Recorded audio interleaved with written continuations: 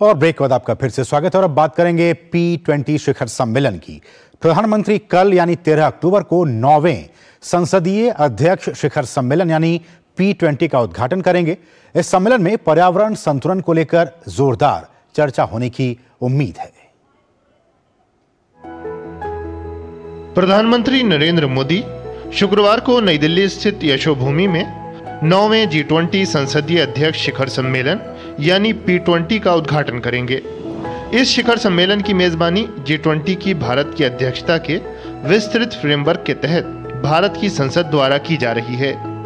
G20 की भारत की अध्यक्षता के विषय के अनुरूप 9वें P20 शिखर सम्मेलन का विषय एक पृथ्वी, एक परिवार, एक भविष्य के लिए संसद है।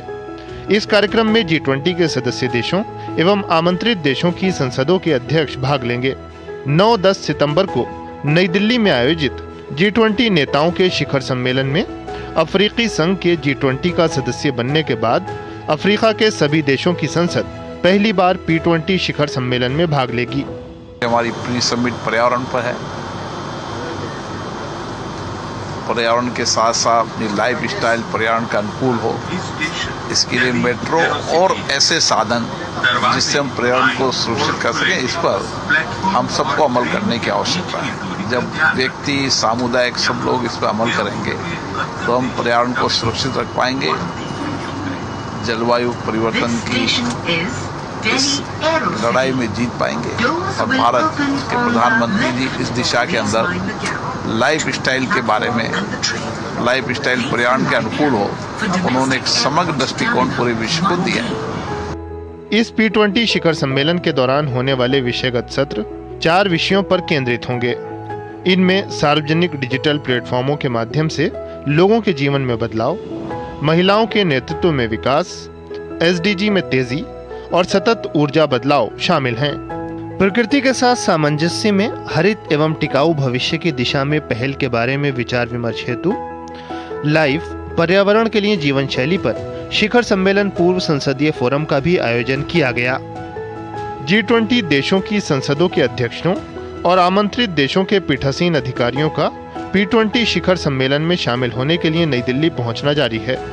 मॉरिशस की नेशनल असेंबली के अध्यक्ष सूरजदेव फोकीर सम्मेलन में शिरकत के लिए नई दिल्ली पहुंच चुके हैं। वहीं दक्षिण अफ्रीका नेशनल असेंबली की अध्यक्ष नोसीवीवे मापीसा नकाकुला भी सम्मेलन में शामिल होने के लिए नई दिल्ली पहुंची। इसके अलावा नाइजीरिया संघीय गणराज्य के सीनेट के उपाध्यक्ष जिब्रिन बरो भी नई दिल्ली पहुंच चुके हैं। शैलेंद्र मिश्र और मेघना देव के साथ राजेश राज की रिपोर्ट, DD न्यूज।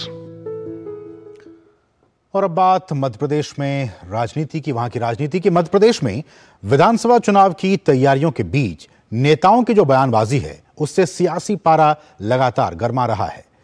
पूर्व सीएम दिग्विजय सिंह के PFI को लेकर दिए गए बयान पर बीजेपी ने पलटवार किया है। बीजेपी ने कहा है कि जिस PFI ने देश में आतंकी गतिविधियां फैलाई उससे कांग्रेस की हाथ मिलाई पर जनता अब उसे धुलाई करेगी।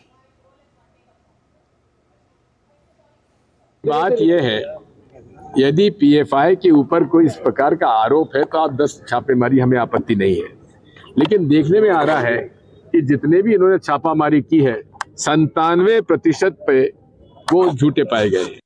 कांग्रेस नेता दिग्विजय सिंह का ये बयान कांग्रेस की मानसिकता को साफ साफ दर्शाता है।